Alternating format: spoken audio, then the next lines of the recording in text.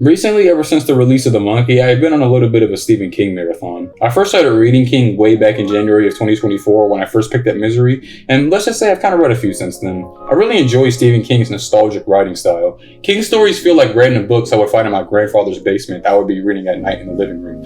King has by far the greatest atmospheric world building I have ever seen from an author, and it really blows my mind how consistent a writer can be. King has had his fair share of misses, but King has the ability to go into any bag and still be amazing, whether it's sci-fi, action-adventure, epistolary horror, or even horror comedy. This could be due to King's insane work ethic, but in the end, I hope we can all agree that King will die as one of the GOATs in writing.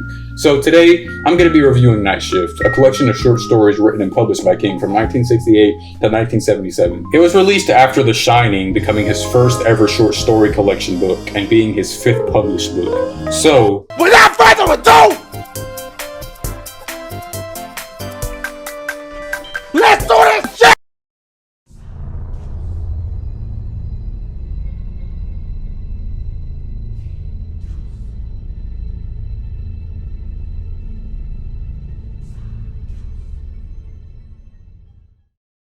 Jerusalem's Lot is an epistolary horror story, mainly being told through the diary entries of Charles Boone, a man who, alongside his companion Calvin McCann, traveled to Chapelway, a mansion in Maine which previously belonged to Charles Boone's cousin, Stephen. After arriving there, Charles and Calvin learn of the lore surrounding the house and become familiar with the rumors spread around the town. This story is a prequel to Salem's Lot, a previous novel of King's that was published in 1975. First things first, when it comes to the epistolary format, King absolutely kills it. It has that same level of realism and intimacy that Carrie did. It really feels like you're reading an old newspaper you found in a shoebox at your grandfather's house, which is a common theme with Stephen King novels. Another common theme with Stephen King novels that this story perfectly emulates are its vivid, atmospheric descriptions. The story does a great job of establishing the haunted picture with both setting and tone, perfectly immersing the reader in the gothic New England environment. Jerusalem's Lot is also well constructed in terms of pace. There are rarely any moments where the story gets crazy, back to normal, and then crazy again. It builds up, and once things get really weird, you never escape that feeling. Jerusalem's Lot is also an effective homage to Lovecraftian stories. The story has tons of elements clearly inspired from stories such as The Call of Cthulhu and The Shadow over Innsmouth. The setting is also incredibly evocative. The town of Jerusalem's Lot becomes its own character in a way, with its lingering dread filled with dark history. I have to say, this is an incredible start to the short story collection. It contributes to the genius writing mechanics King is so well known for, as well as being a unique take on the cosmic horror genre. It's completely flawless in terms of world building, atmosphere, and having that dark Stephen King soul. It's a 10 for me, Chief.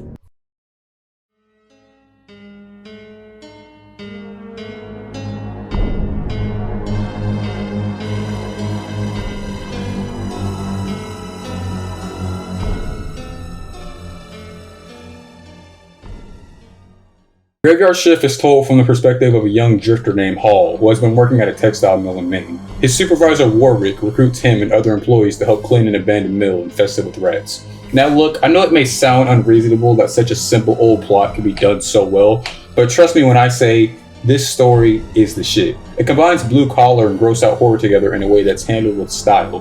The climax delivers a very satisfying ending that's complemented well with the protagonist Hall, a compelling gritty badass who is grounded enough for the story to descend into madness. King's signature descriptive power remains supreme throughout the entire story. Whether it's the sweltering heat, rat-infested depths, or grimy mill, King never fails with his atmospheric descriptions. Honestly, this story is pretty airtight. It doesn't waste a minute, and is a very impressive depiction of loathsome horror. 10s across the board, baby.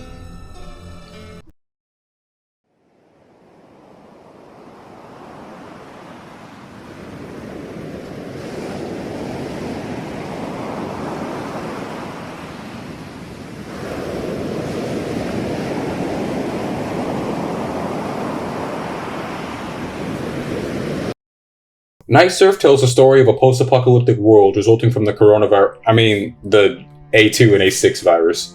Most of the human race is wiped out from this flu-like virus, and the story is told from the perspective of Bernie and his friend group, who survived A2, which is supposed to make you immune to A6. The story ditches traditional concept of the apocalypse and sticks with characters that are more intimate and kind of fucked up. The plot kind of reminds me of something you would find in a visual novel indie game. However, the dialogue is authentic and relatable. It blends dark humor with quiet fear that just gets more and more depressing as the story goes on. The atmosphere has a melodic stillness to it that matches the character's everlasting dread. The ending is subtle but powerful. It doesn't rely on a twist, but rather a low-key, emotionally heavy conclusion that lingers afterward. This is one of the shortest stories out of the entire collection, and being honest, that's really its only problem. The story and world feels so compelling that it feels like a missed opportunity not to explore it further. Granted, Night Shift is sort of a prelude to The Stand that basically acts as a spiritual prequel to it, but the narrative barely even scratches the surface before it ends, and honestly, that's a big testament to how amazing this story really is. It does nothing but provide a really great setup structure that just leaves you wanting more. Overall, I had myself an amazing time with Night Surf, no alcohol required. 8.5 out of 10.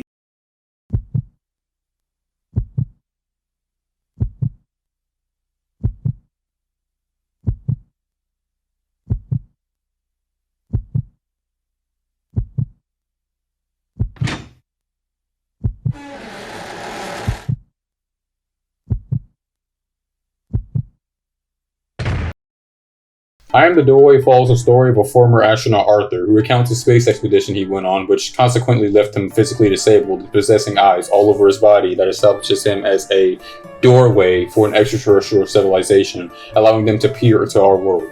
Other than the title being extremely clever, it also serves as a means to perpetuate the central body horror concept, presenting themes of invasion, identity loss, and helplessness. King taps into deep fears of body violation, losing control, and extraterrestrial dread that doesn't rely on jump scares. The eye hands concept is creepy as hell and a very memorable design of body horror. From beginning to end, the story stays bleak and paranoid, tonally consistent throughout. I also really appreciate the engaging use of sci-fi presented in the story. The use of space exploration causing contact with aliens is very intriguing on its own, but it also adds another layer of cosmic horror that affects the protagonist's body, and then you get a very effective take on Eldritch horror that was very unique at the time. Overall, I Am the Doorway is impressive when it comes to its story, modern Lovecraftian elements, and consistently claustrophobic tone. 10 out of 10. I heard this place has haunted washing machines. Watch out, Delirious. Oh, God damn it! Deadening your sweat is causing errors. You just murdered him. A police detective named John Hutton investigates a laundromat after a deadly accident has occurred there. A worker named Adele Frawley was somehow pulled into the laundry machine and horrifically killed. And Officer Hutton is extremely disturbed at the sight of the gruesome scene. Despite the fatal casualty, the laundromat is absolved of any responsibility, as the laundry machine, also known as the Mangler, has safety precautions built into it to prevent exactly what happened.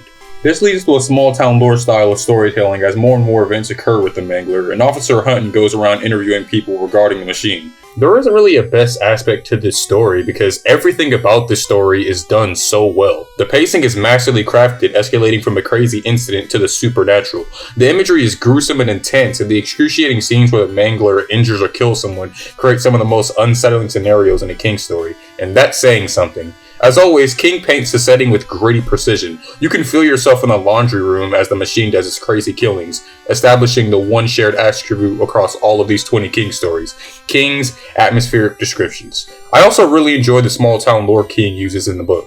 It is like lunchroom talk but with adults in the town. It gives background characters more weight and presence, and it makes the world feel lived in and believable. And the ending is probably one of the best out of all the stories in this book. As much as it leaves you wanting more, it's a perfect way to end the story, and it really sticks with you, especially considering the unique premise underway in the story. An evil laundromat that kills people should not be as good of a horror story as this one. This story is legitimately scary and executed with incredible creativity and confidence, and it's definitely in my top 5 out of all the stories in this collection. 10 out of 10 out of 10 out of 10.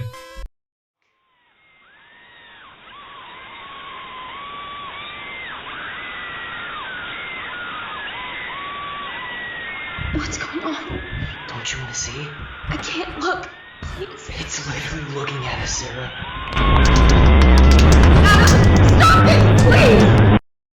No, the title is not a metaphor. This story 100% revolves around the childhood monster, the Boogeyman. A man named Lester Billings goes to a psychiatrist named Dr. Harper, and Lester tells the story of how the Boogeyman killed his 3 kids. Lester Billings is a very insufferable protagonist. He's obviously a manifestation of the hardcore conservative of the 60s, and it's very hard to sympathize with him after what he did to his 3rd child, but honestly, I think that enhances the story. Lester may be emotionally distant, cruel, and potentially unreliable, but all of this makes him feel real, which adds a nice psychological weight to the story, especially considering how self-aware the story is. It never tries to be complex. It leans into the monster in the closet trope and tackles it with confidence. And I would be sounding like a broken record every time I bring up how well King's vivid prose makes this story feel tactile. The reveal, though very simple, is also thematically satisfying and kind of creepy. The story really is its own kind of metaphor with its connection to guilt, denial, and repression. This is also a really good tie-in with King's critique of past experiences he's had with doctors and psychologists. This is a very common trope in his novels. I think the appreciation of the final twist is going to depend on the person, but I personally believe King nailed it. Overall, The Boogeyman is a short, sharp, and deeply unsettling narrative that I feel is deserving of a 10 out of 10.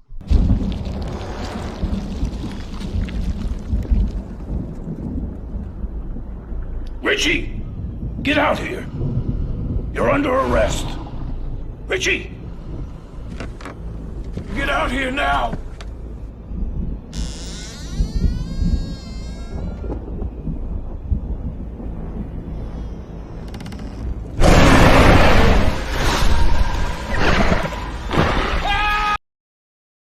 While an old local man is sitting at a convenience store with a few of his friends, a young boy walks in shaken to the core. The men recognize him as the son of another old local man, Richie Grenadine. The boy tells Henry, a man in the friend group, that Richie has been drinking large amounts of cheap beer that he has forced his son into getting, which slowly has been turning him into a Dungeons & Dragons ooze creature that craves warm beer.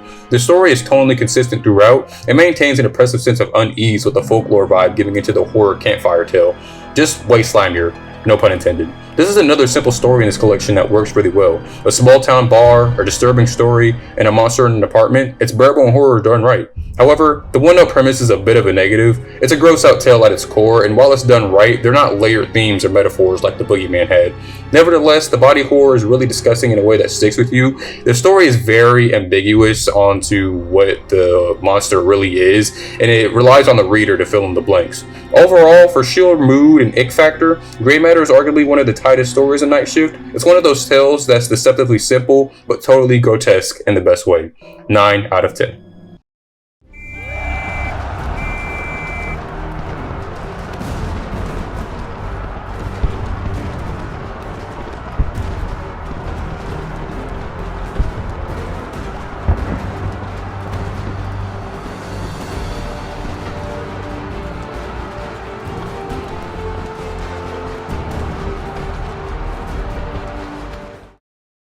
Battleground is definitely one of the best stories in this collection. It's really a blast with classic King chaos and a killer hook. A hitman was hired to kill someone, and upon returning to his apartment, the mother of his victim sends him a box of toy action figures that are tasked with killing him.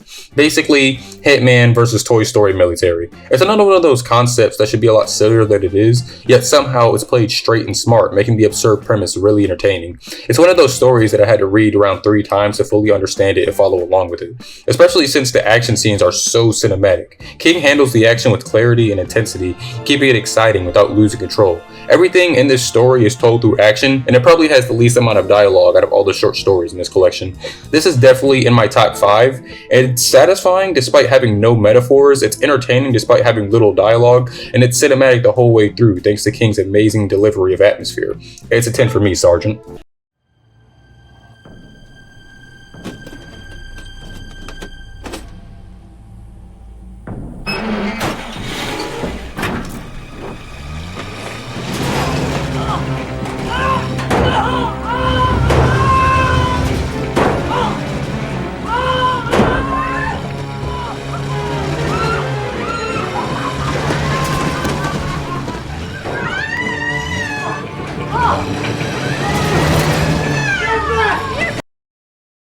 At a local truck stop, the narrator and a number of local civilians find themselves trapped in a freeway diner after a number of vehicles are seemingly given independent life and start murdering everyone they see. The story has an obvious, unique dystopian concept that blends sci-fi and horror very well. It's one of those dystopian stories where the what if this happened scenario is incredibly thought-provoking, and it's honestly a shame that this story wasn't an entire novel. I think it's a little bit less sinful than Night Surf in terms of feeling like a draft to a bigger story, simply because the element of leading it to the reader's imagination I feel is mostly justified in this instance. But it would have been cool to explore the greater world and see how humans could have either lost or fought back. Nevertheless, King brings the world to life with his usual immersive gritty detail. The looming sense of helplessness is the highlight of the story for sure. It provides just enough detail to make the world feel real without breaking the pace down, and proves that King can really go into any bag that he wants to. As a whole, this story is another example of classic King. The atmospheric descriptions are the greatest aspect of the story. It possesses a unique concept that leaves you wanting more and sells the idea that there is no easy way out. 9.5 out of 10. Now, I'm gonna ask you one more time. How much money you got? 12 cents. Leave my brother alone. Benny, get this little baby away from me before I smack him.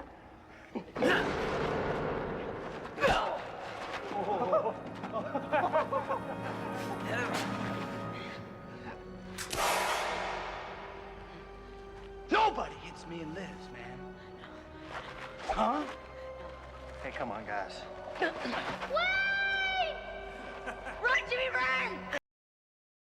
A gang of local greasers attack 9-year-old Jim Norman and his 12-year-old brother, Wayne. Jim manages to escape, but his older brother, Wayne, is stabbed to death. Years later, Jim is married and gets a new job as an English teacher. Still, the trauma from that event is affecting him. He constantly has nightmares about that day, but he has never told anybody about what happened to his brother. However, that event comes back to haunt him in the most illogical way possible. This story is a ghost story at its core, but the writing is brilliantly constructed to reflect its theme. The story is about trauma and grief and the inability to escape the past. It's clearly a metaphor for how your trauma will affect you in your adult life if you choose to hold it down. Jim's brother being murdered comes back to haunt every aspect of his life that he seems to enjoy, and the flashbacks to Jim's childhood trauma are smoothly integrated and add emotional weight without dragging the story down. The both realistic and unrealistic depictions of trauma make Jim's character feel more grounded and believable. Jim is a fully human protagonist, flawed, grieving, and trying to move forward, and his reactions feel painfully real throughout the story. One of the best parts about Sometimes They Come Back is its pacing. The story doesn't overstay its welcome. It builds steadily, with each scene serving either character development or creeping tension, and the ending is incredibly satisfying. It's clearly the conclusion to metaphorically confront your trauma, and after what happens to Jim in the story, you're constantly rooting for him the entire time. This is definitely one of the more emotionally charged stories out of the collection, with a perfect mix of grief, guilt, and supernatural revenge. The horror here isn't just about monsters, it's about memory, loss, and trying to keep the world going in a world that's been permanently changed, and the execution is just amazing as the concept. 10 out of 10.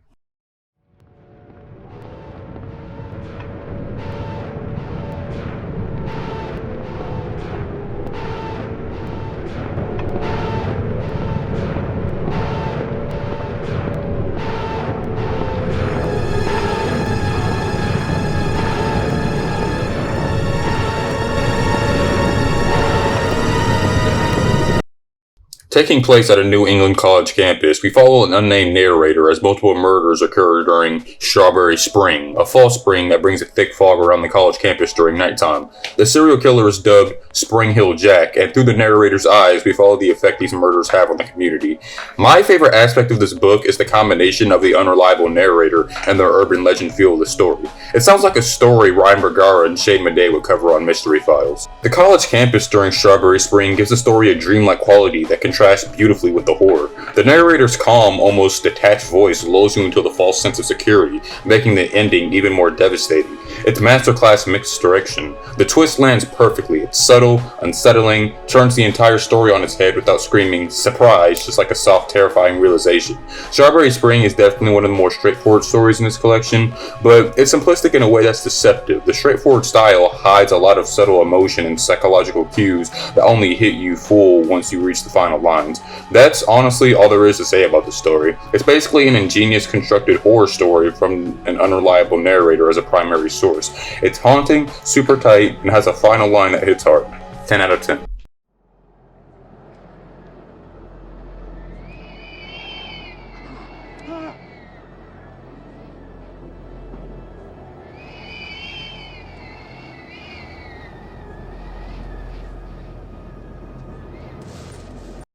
Stan Norris, a retired pro tennis star, is at the mercy of criminal overlord Kressner after discovering that Norris has been having an affair with his wife.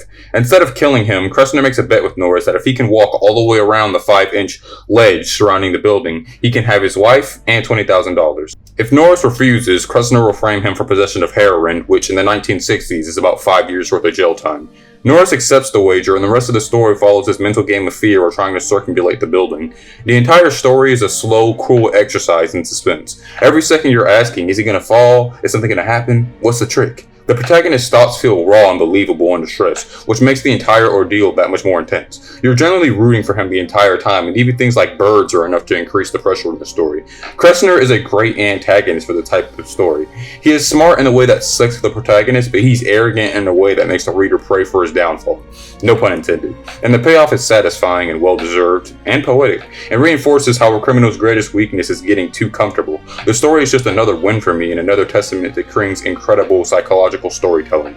10 out of 10. Can you please explain why the grass is so long? Because the kids haven't had their breakfast yet.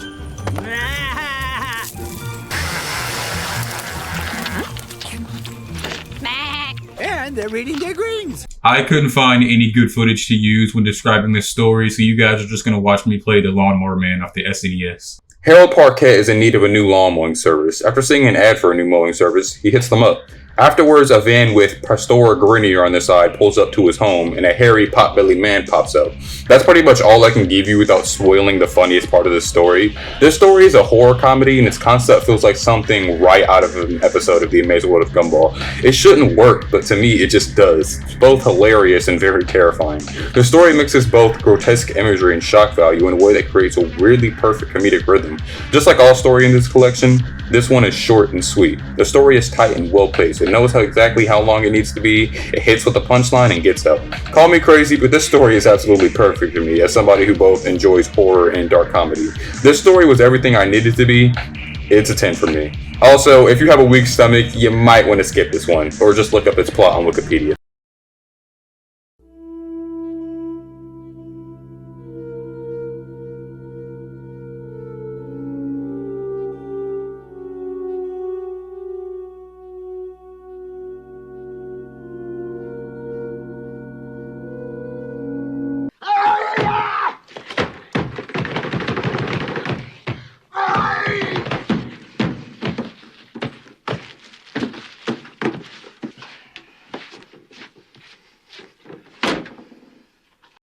My absolute favorite story in this collection. Richard Morrison meets an old friend, Jimmy McCann, at the John F. Kennedy Airport. Jimmy McCann, like Richard Morrison, was once a heavy smoker and credits a firm named Quitters Incorporated for helping him quit smoking. Quitters Incorporated advertised themselves as having a 98% successful rate in customers who use their services.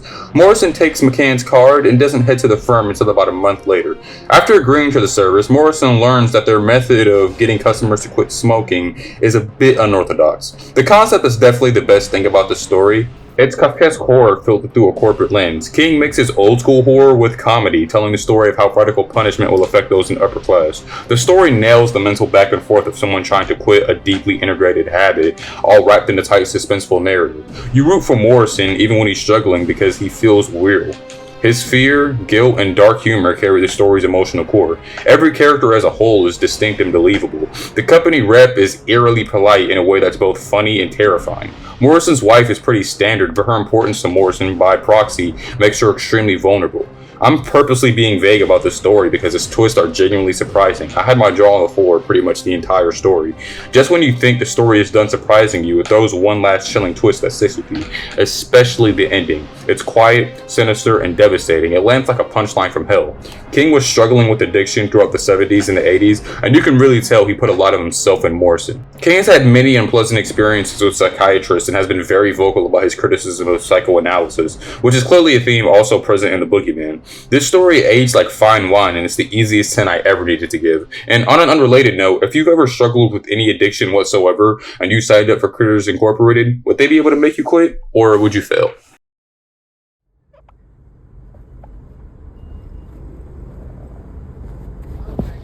Hello, can I get just a small vanilla sundae? Yeah. Did you want any toppings on it at all? Strawberries. Strawberry. Did you want the just strawberry sundae or the strawberry shortcake sundae? Strawberry sundae. Strawberry shortcake. Will that be all for you today? That'll be it? It's $7.57.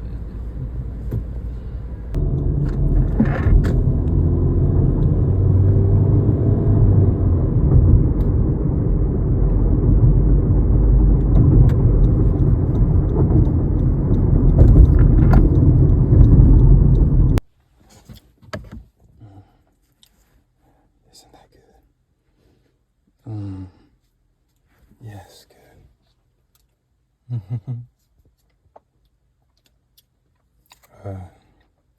It's your favorite, baby. Strawberry.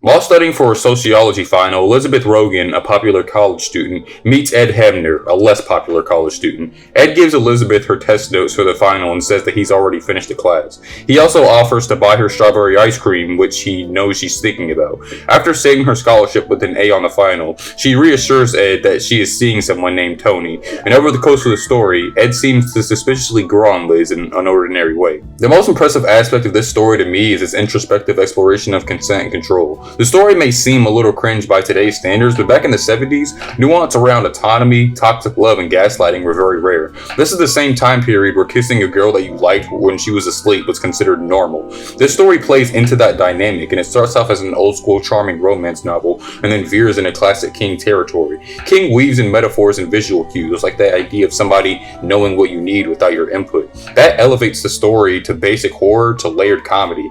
It displays a lens of sexism very similar to films in modern day, like Barbarian. Needless to say, I Know What You Need is incredibly ahead of its time. The antagonist feels layered. He isn't a sociopathic abuser. He's desperate, lonely, and eerily understandable until you realize how far gone he really is. That moral gray area makes him chilling, and Elizabeth isn't a passive victim. She has doubts, as anyone would, but ultimately she reflects and takes control of her situation, which gives the story surprising strength. That makes the ending emotionally complicated. It's not a traditional victory, but it feels right. You walk away feeling uneasy but satisfied, and I understand the reception of the story can be quite mixed depending on who you're talking to, but for me, this story deserves nothing less than a 10 out of 10.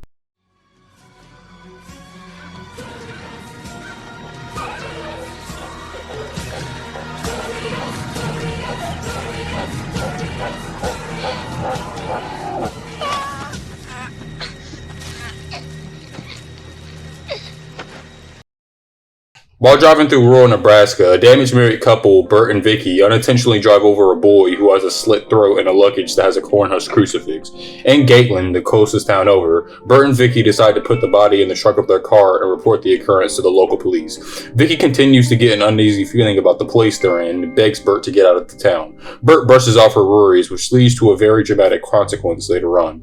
I probably don't need to tell you how well the atmosphere is in this story, but I'm gonna do it anyway. This story is the best one in terms of its imagery. The dusty, sun-scorched roads, the silent cornfields, and the eerie stillness of Gatling are all brought to life with King's signature sensory detail. You feel the heat and the dread, and the setting is basically its own character. The cornfields aren't just a background. They watch, they whisper, and they feel alive. Every character is important to the narrative. Bert and Vicky's deteriorating relationship adds emotional depth to the horror. Their tension isn't just a subplot, it drives the story's core decisions. The story doesn't flinch from the consequences. The final fate of the characters feels earned, brutal, and perfectly in line with the world that King has built. This is a very ballsy move to make in the 70s. This period saw a rise of the conservative movement, driven by a response to the rapid social, cultural, and political changes of the 60s. This story clearly presents themes of blind faith, religious extremism, and the idea of societal decay. The story was clearly written through deep levels of introspection. It had mixed reactions from the religious community, with more conservative Catholics scoffing at the depiction of religion as a whole, with many seeing the story as reinforcing stereotypes about religion, and more reasonable Catholics appreciating the story as fiction and accepting its themes as a warning against false idols, cults, and mob mentality. I say all that to say, even beyond how great the story is, I really appreciate King having the willpower to share such a story in a period where he knew his work would be subject to mass scrutiny. It's the same reason I appreciate writers like The Birdman or George Orwell. They share their art because they mean it, even if they know that hate mobs will surround them. It's precisely why I feel so passionate about making videos such as my snake casting video, the anti-DEI rebuttal. Overall, this story is probably in my top 5 in this collection. It's bold, creepy, and has the best atmosphere out of every story in this collection. If you are trying to get someone into Stephen King's writing and they complain that his stories are too long, show them this one and thank me later. 10 out of 10.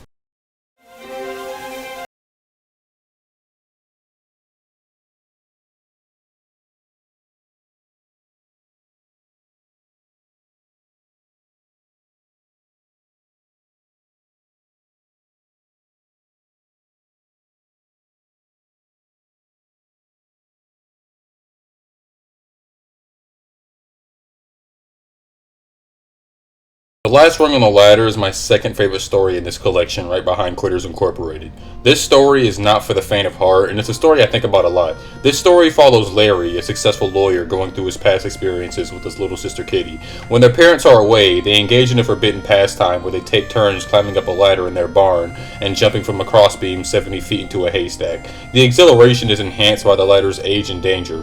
That's all I can tell you without spoiling the most important part of the story. This story isn't a horror novel, it's a poetic tragedy sure to leave you heartbroken. At barely 10 pages, it delivers a full emotional arc. Every line moves the story forward and deepens the characters. The way the story unfolds, slowly revealing its emotional core, feels like a short, tragic poem disguised as prose. The reveal at the end of the story is compact and devastating. I honestly think about it a lot. The final moment doesn't just land, it lingers. It's painful, but it gives the story meaning that sticks with you long after.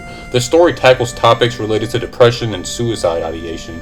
If that's triggering for you, you might want to skip this one. I will say, this story represents pain with compassion and empathy. The story's strongest point is its symbolism and metaphorical depth. The ladder, the fall, the farm, all of it doubles as emotional symbolism without ever feeling forced. This story proves King could go into any bag he wants to. It's not scary, it's not flashy, but The Last Rung on the Ladder is one of the most powerful things King has ever written. All I will tell you is after reading the story, you will never look at hay the same way again. 5 stars.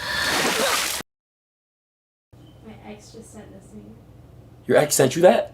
For everything. I'm streaming. So? Your ex sent you flowers?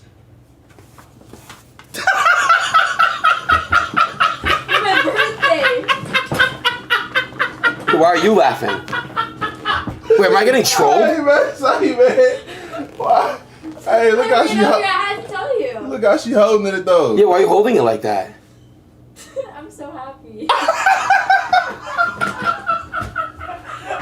In the early evening on May 1963, an unidentified man enters New York City and wanders up in 3rd Avenue. While traveling along 63rd Street, no, not that 63rd Street, he passes a flower shop and overhears a radio discussing current events, such as the discovery of a woman's body in a river and an unsolved hammer killer. He ignores the news and chooses to buy flowers for Norma, his supposed crush. This story is a sort of American Psycho-esque horror. The story starts off like a soft romance novel and gradually warps into something much darker.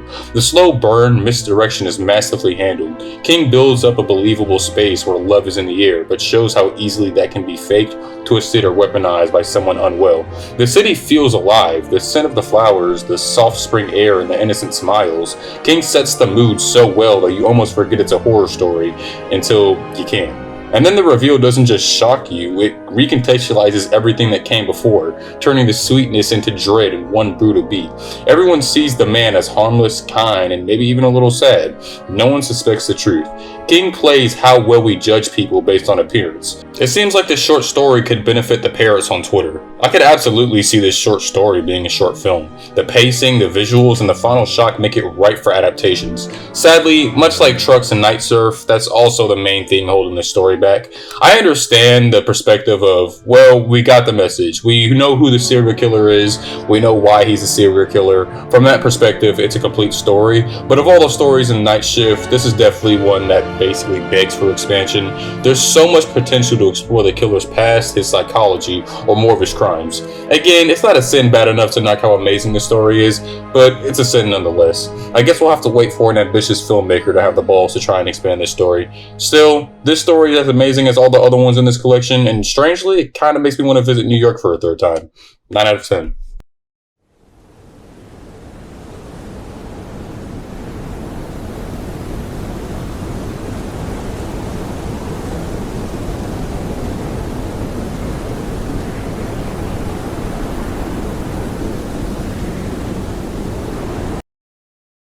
This is the second story in the collection to be connected to Salem's Lot. Taking place 2 years after the events in that book, the burned out remnants of Lot, Maine and the surrounding area of Jerusalem are still haunted by vampires. The narrator Booth and other residents of the surrounding towns live in unspoken fear, wearing religious symbols for protection and avoiding that area at all costs. The wife and daughter of a driver named Gerald Lumley are stranded in the fierce blizzard, and Booth and his friend, bar owner Herb Tukey Tuklander, try to save them one night. When they discover that Lumley's car is trapped in Jerusalem's Lot, they are initially appalled at him for driving in such bad weather. Fearing the worst, they reluctantly take Lumley and drive out into the International Scout to try to save his family. Out of all the stories in this collection, this one to me definitely feels the most King-like. The tension builds from what isn't seen. The dread creeps in slowly through old memories and whispered warnings until it hits you like the trucks and trucks. The snowstorm adds a suffocating element. You're not just stuck, you're trapped, vulnerable, and running out of time.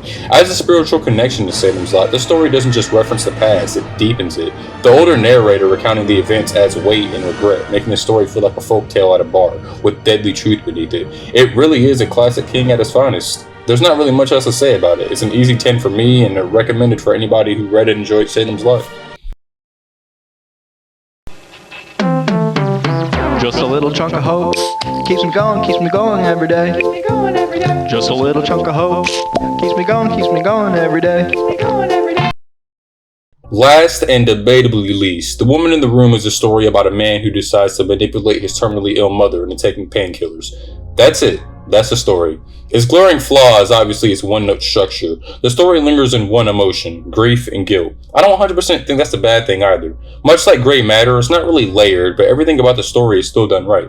The story doesn't try to manipulate the reader, it simply shows a slow, painful reality, and lets the sadness speak for itself. The narrator feels like someone you might actually know, conflicted, emotionally shut down, trying to do the right thing without knowing what that really is. And King's atmosphere really carries the story. The sterile hospital rooms, the quiet tension, the overwhelming stillness, it's all brought to life with calm but crushing clarity, giving it that same nostalgic style I talked about earlier. This story is definitely divided among fans, with some appreciating its emotional core and others thinking it drags on a little too long. Either way, much like the last rung on the ladder, it's sure to hit hard with the people it connects to the most, and that ultimately makes the story a serviceable conclusion. It's very clearly a personal one for King, as his mother passed away from cancer the same year he made Carrie. The realism and restraint of the story is definitely one to be admired, and while it may be a little staticky, it's for sure one to tug at readers' heartstrings. 8.5 out of 10. So, those are my honest thoughts about Stephen King's Night Shift. It receives a 9.7 out of 10 from me, which means I greatly recommend a read out there to anyone who is interested in horror or any adjacent genres. If you grew up reading creepypastas or listening to scary stories, this book is 1000% up your alley. Its content is really diverse, ranging from gross out horror, comedic psychological horror, or emotionally realistic dramas. I really enjoyed making this video. It was a good shake-up from my traditional reviews. It is one of the things that motivates me to study art that I enjoy. Let me know what you think about me reviewing books that I enjoy, and if you read Night Shift, let me know what you thought about it in the comments. Did you like it? What's your favorite story? What are your top 5s? That's all I have to say for this video. Have a great afternoon, and if you're working the night shift, bring a flashlight and pack some extra batteries, just in case.